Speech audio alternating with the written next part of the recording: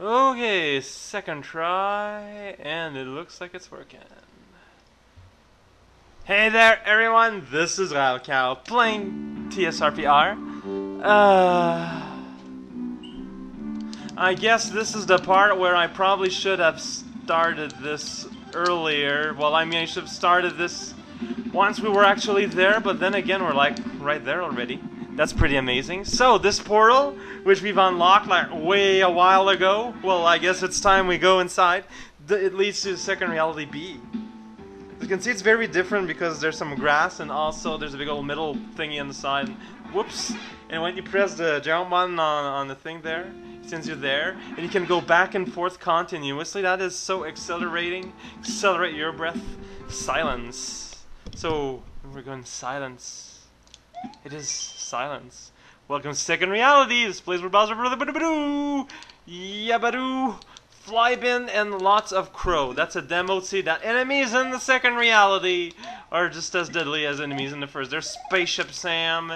He's pretty awesome. There's Turtle Bob. He bites. So watch out for Bob. Bob's. Well, we will not bob for apples here because Bob he's not very reliable. You see, like. You give him $3, say he's gonna give it back, and what does he give you instead? Freaking kicking and poopers. You don't kick there, the nuts okay, fine, it's a cliche, but whatever. I guess you can kick in the ass though. It's just that because I was using child-friendly language, because I don't want any kids to choke on my video here, it just sounded very silly. So as we can see, Second Reality is all about plant life, but it's futuristic. Also, here's Yoshi somehow surviving the trip back from the escalating Second Reality third. 12 o'clock is too late for me, and we could see Lakitu through the cloud there. That was a demo so we could see that guy again, you know, glitching out through the cloud. That's pretty awesome. Columns, world's greatest invention, or choking hazard. You may decide. Oh, why are you back? Freaking Lakitu, man. Oh, whatever. He's throwing porcupines, and I don't know about you guys, but freaking Johnny Appleday. So, that's Lakitu. He has a very soft head, however. So if you ever want to eat mashed potatoes, just scoop up a scoop of Lakitu head, and it's pretty much exactly like mashed potatoes. And instead of being potatoes, it's some sort of meat thing. Oh my God! Jumping on. Springboards on the pillar. There's a wiggler. Why not? Yeah, this level is called Silence because there's no background music. That's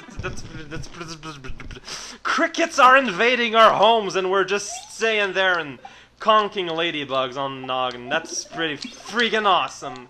So awesome, I just became a conveyor belt. Don't even know how that happened. It just did. One night I woke up and was like, wow, waking up? I never do this usually. I should try that again sometimes in 1990s. Yeah, because when you go to sleep, what happens is that you don't go to sleep, but you just time travel forward for a bit. Then you come back, and when you open your eyes, you know, it's like just a fragment of a second happens. That's why we're not aware of what's happening when we sleep. Well, that's why. It's because there's nothing happening when we sleep. We just phase in and out like some sort of documentary about munchkins. And if you ever saw someone sleeping, well, actually, it's just that we see them in transit. It's just, you know, it's in order to stop paradox for occurring naturally, because, you know, a whole lot of things, quote-unquote, sleeps. Nature made this whole illusionary cocoon state where essentially the eyes close and the breath becomes a breathalyzer and everyone starts to go to the market.